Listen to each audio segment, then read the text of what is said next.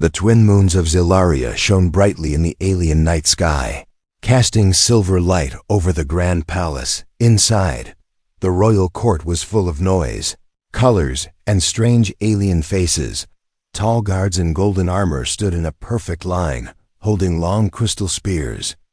Every pair of eyes was fixed on the same thing, the glowing silver veil of the princess. She sat on a throne made of living vines, her face hidden behind the shimmering veil. The veil moved slightly with her breath, hiding whatever secret lay beneath. No one in the galaxy had seen the princess's face in many years.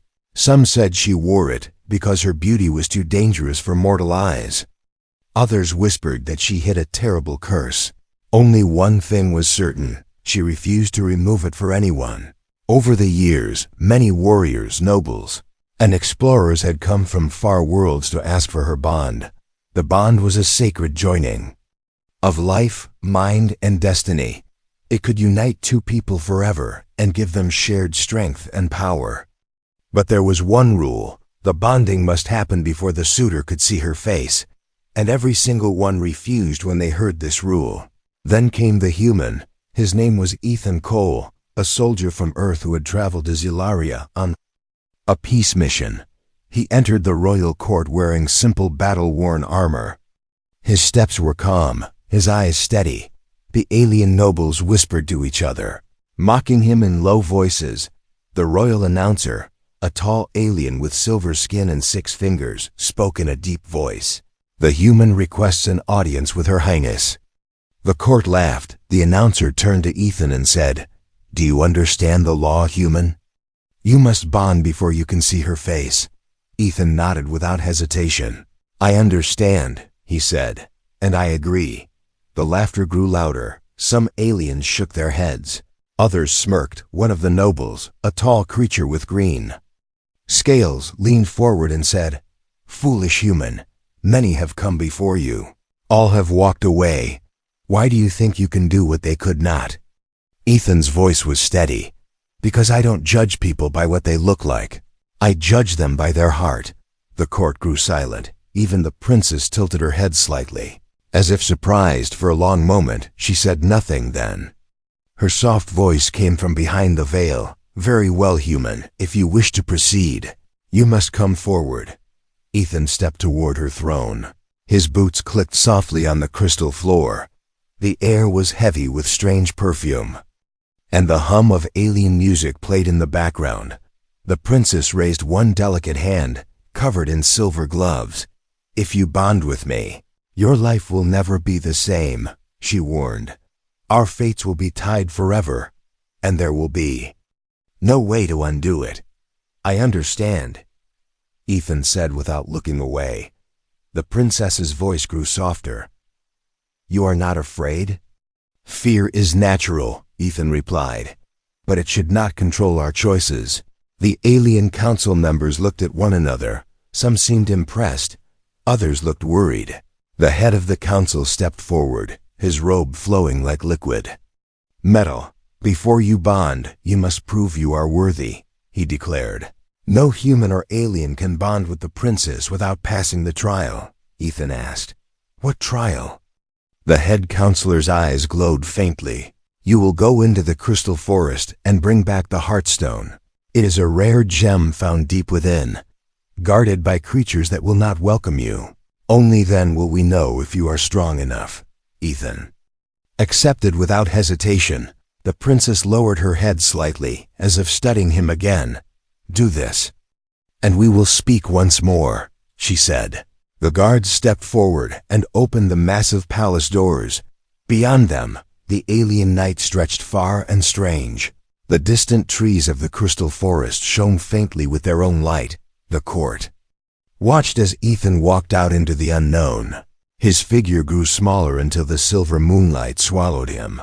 In the silence that followed, the princess rested her gloved hand against her veil. Her voice was almost a whisper. "Perhaps," she said softly to herself, "he is the one." But no one heard her words except the wind, and somewhere far away, in the shadow of the glowing forest, unseen eyes were already watching Ethan's every move.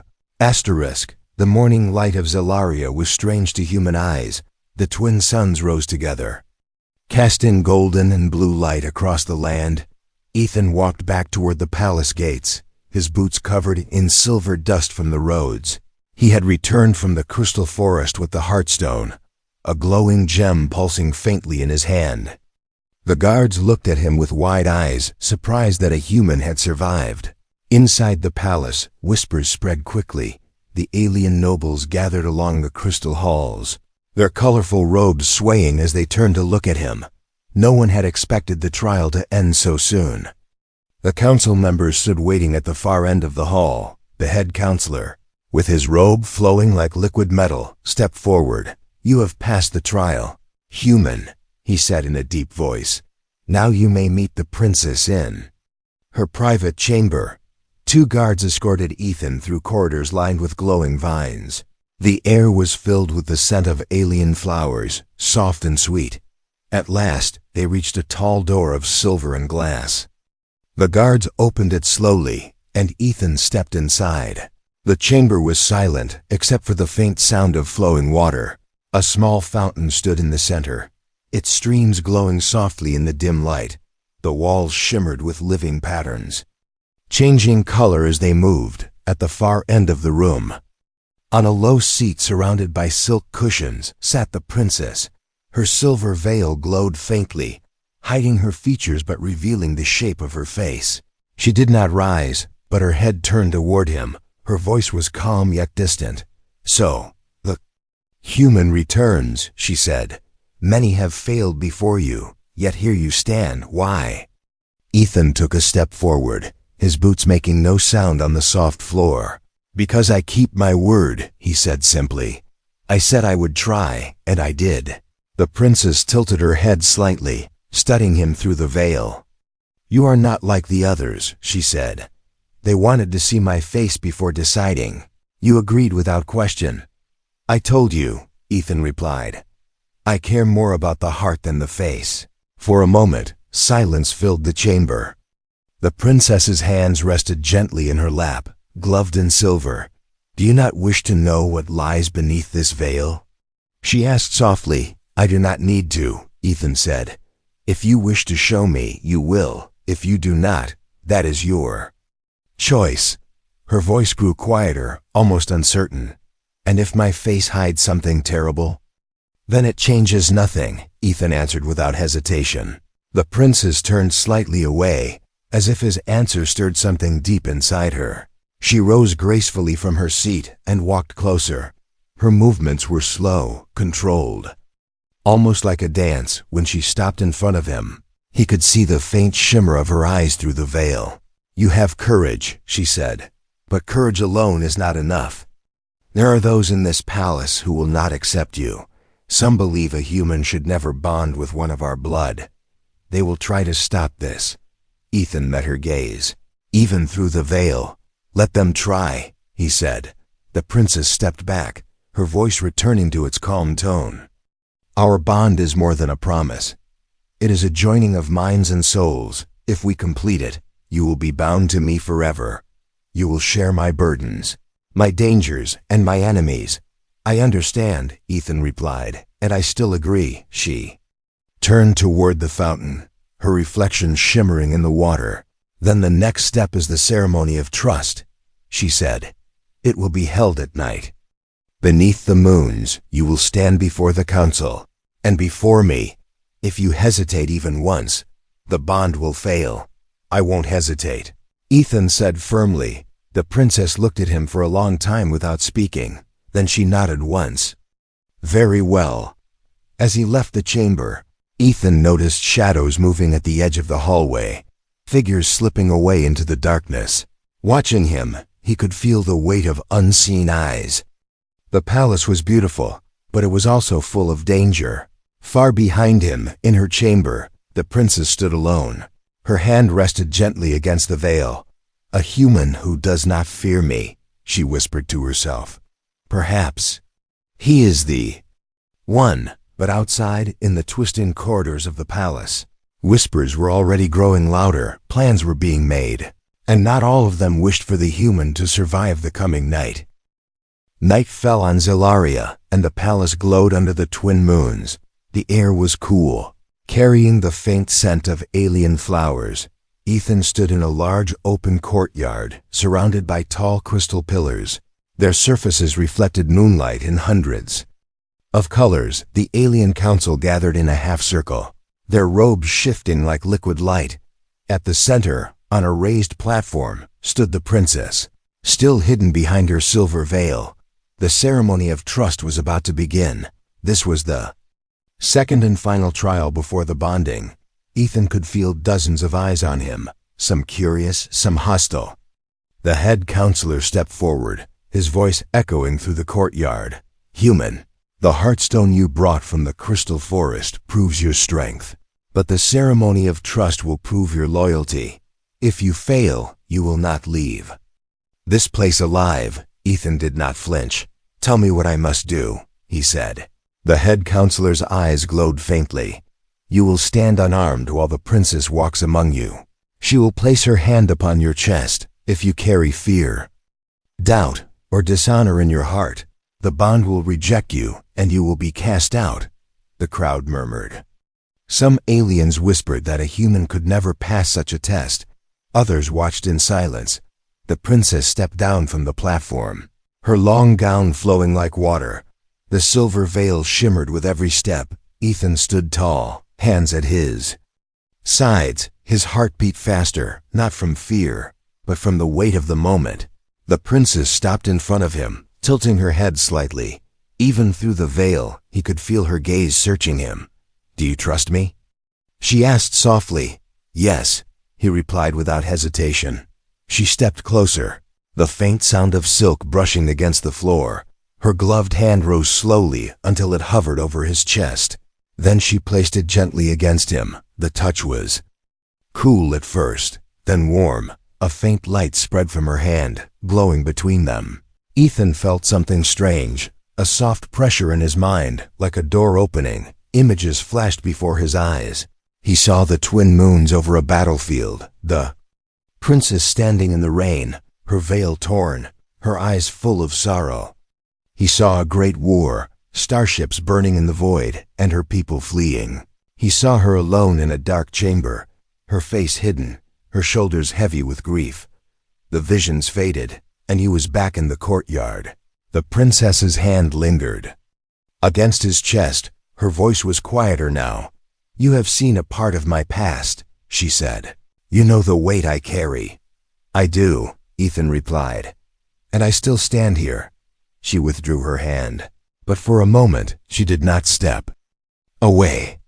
The council watched closely. The head counselor's eyes narrowed, as if expecting the bond to fail, but instead, a faint silver mark appeared over Ethan's heart, glowing like a small star. Gasps spread through the crowd. The head counselor frowned. "The mark of trust," he said reluctantly. "It means the bond has accepted him." The princess turned to face the council. "You have your answer," she said firmly. But even as the council members bowed their heads in respect, Ethan noticed movement at the edge of the crowd. A figure in dark armor slipped away into the shadows. His instincts told him the trial was not the only danger tonight. After the ceremony ended, the princess walked with him through the quiet palace halls. "You saw my memories," she said without looking at him. "But there is more I cannot yet show you. If we complete the bond, you will know everything. But once you know, there will be no turning back." "I've already chosen," Ethan said. "I'm not here to turn back." She paused for a moment, then continued walking. "You are not afraid of me, but others are. Some believe my face carries a curse. Others believe it carries power. Either way, they will try to stop you before the final ritual." Ethan's voice was calm. "Then they'll have to try harder." The princess glanced at him through the veil, and though he could not see her full expression, he sensed the faintest trace of a smile in her voice. "We will see, human," she said. They reached the great doors of her private chamber. The guards bowed as she entered, but before she disappeared inside, she turned back to Ethan. "Tomorrow night, we begin the bonding ritual," she said. "Be ready." Ethan nodded, but as he turned to leave, He caught sight of the same shadowy figure slipping behind a pillar, watching him. The figure's eyes glowed faintly red before vanishing into the darkness. Somewhere in the palace, plans were already being made to make sure Ethan Cole never saw the dawn. The palace of Zilaria was quiet at night, but it was not safe. Ethan walked through its long crystal corridors, his footsteps echoing softly. The glowing vines along the walls cast shifting shadows, and the alien moonlight poured through tall windows. Outside, the twin moons hung in the dark sky like two watching eyes. He could still feel the weight of the day's trial on his chest. The faint silver mark from the princess's hand glowed faintly under his armor, a constant reminder that the bond had begun to take root. But trust was only the first step. He knew the next night's bonding ritual would be far more dangerous. As Ethan passed a carved stone arch, he thought he heard something. A faint scrape, like metal on glass. He slowed his steps, listening. The air seemed colder here. The hall stretched ahead into darkness. From the corner of his eye, he caught movement. A tall shadow slipped behind a pillar. Ethan's hand went to his side, but he carried no weapon. The council had taken his blade as part of the palace rules. The shadow moved again, this time closer. A voice whispered from the darkness, "You should not be here, human." Ethan turned sharply, his eyes scanning the dim light. "Then why are you hiding instead of facing me?" he said. A figure stepped into view, clad in dark armor. The face was hidden behind a mask of black crystal. Only the eyes were visible, glowing red like embers. "Leave before it is too late," the figure said in a low voice. "The bond will destroy you and her. You are nothing to this world." Ethan stood firm.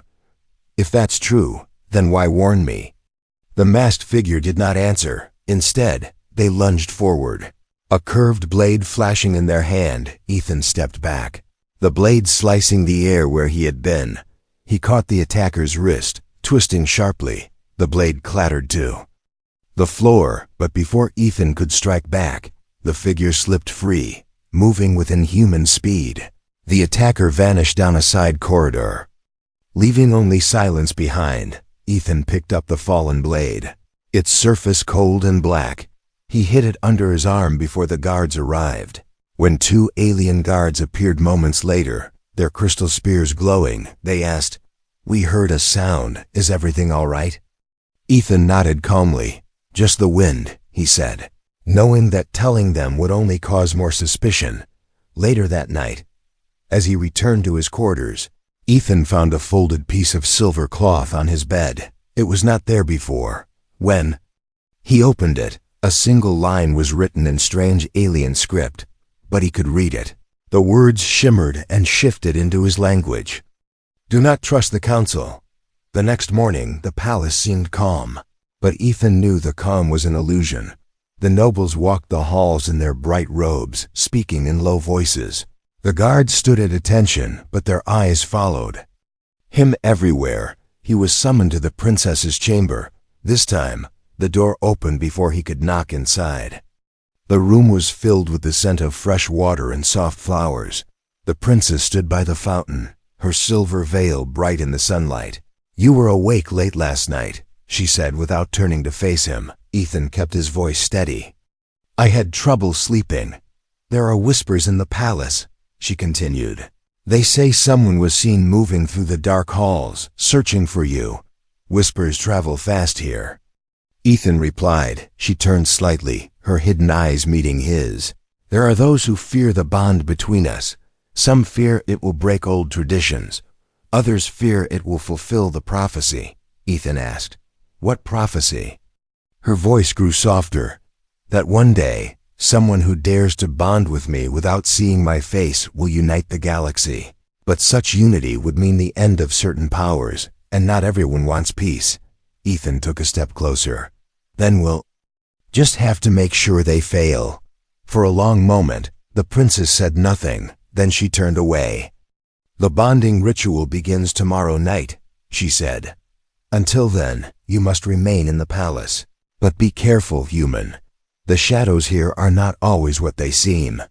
That night, as Ethan lay in his chamber, he kept the black blade hidden under his bed.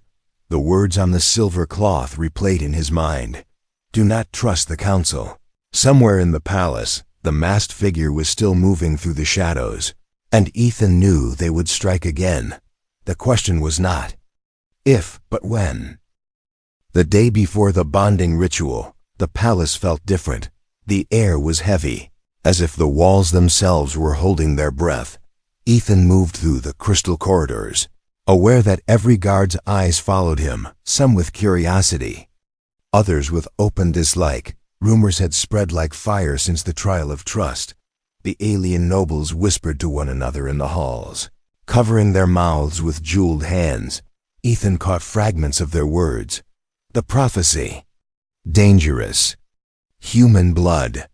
He didn't need the full sentences to know they were talking about him. By midday, he was summoned again to the princess's private garden. It was a hidden place within the palace, shielded by tall glass walls that let in golden sunlight. Strange. Flowers bloomed here, some glowing faintly, others breathing out soft clouds of shimmering dust. At the center was a pool, so still it looked like a mirror.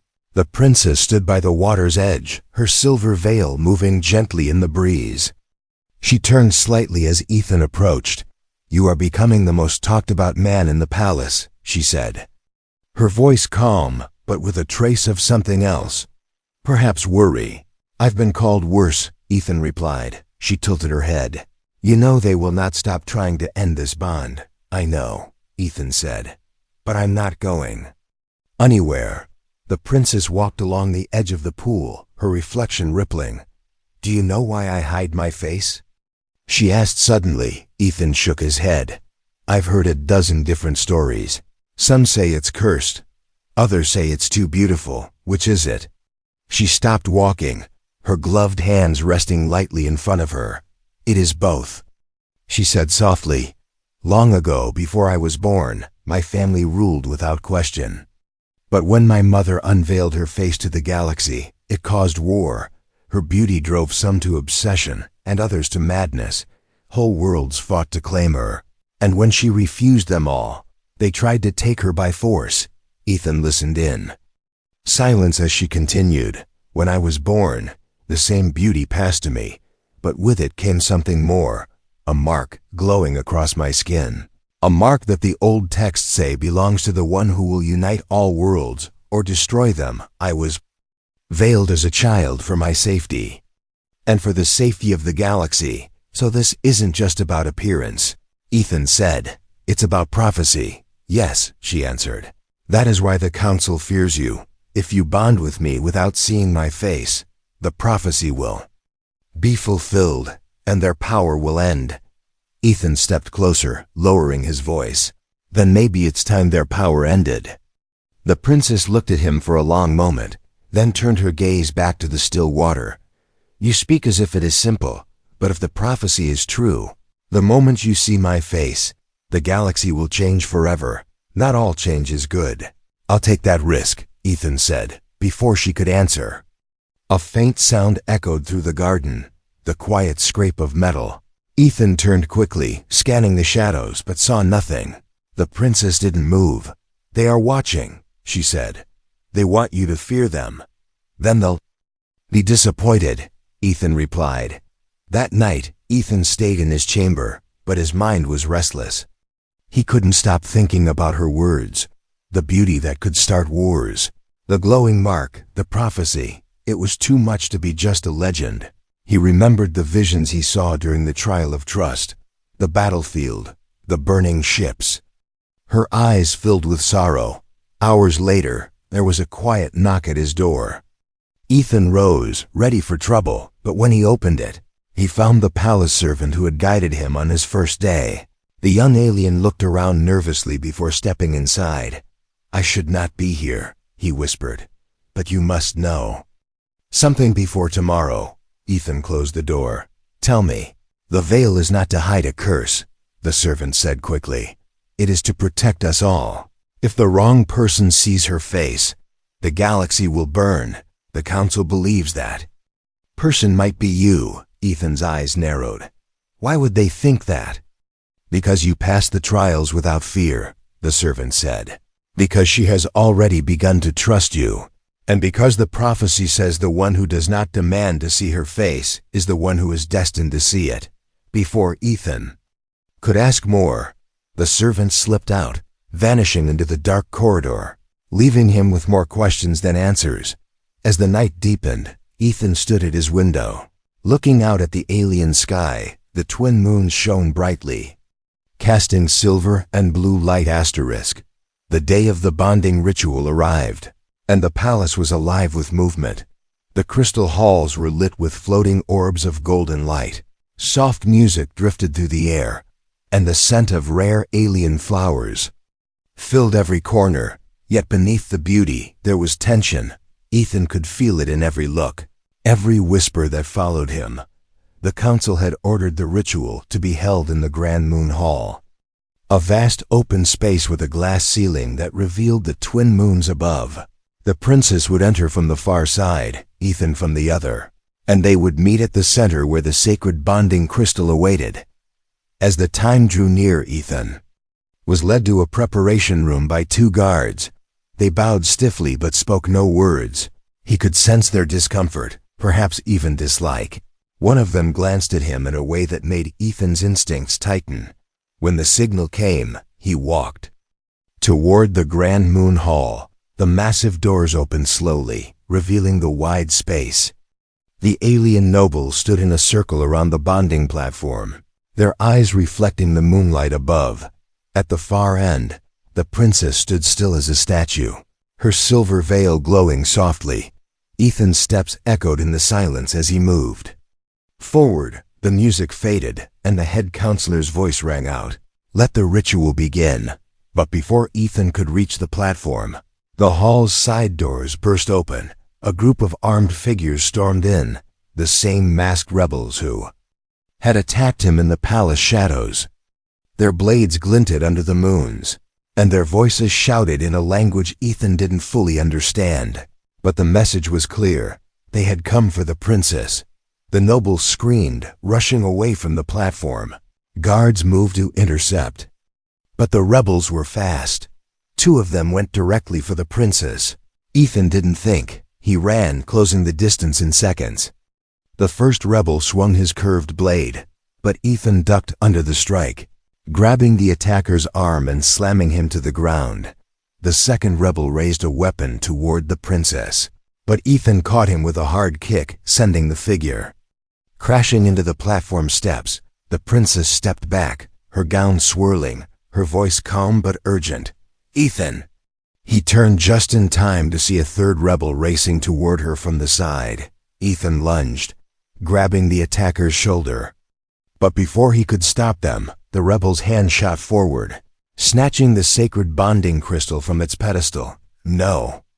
The princess's voice broke its calm for the first time. The rebels began to retreat, pushing through the hall's chaos. Ethan chased them, but one of the masked figures threw a smoke bomb that exploded into a thick silver mist. The air filled with blinding light and choking dust. By the time it cleared, the rebels were gone. The head counselor's voice thundered through the hall. "This is what happens when we let an outsider into our sacred halls." His eyes burned into Ethan's. The nobles murmured in agreement, their fear twisting into anger. Ethan ignored them and turned to the princess. "We can still catch them," he said, "if we leave now." But the counselor stepped between them. "No, the bond cannot happen without the crystal. And without it, the ritual is ended. The human's presence here is over." The princess's voice cut through the room like a blade. "He stays," she said firmly. The counselor froze, clearly shocked.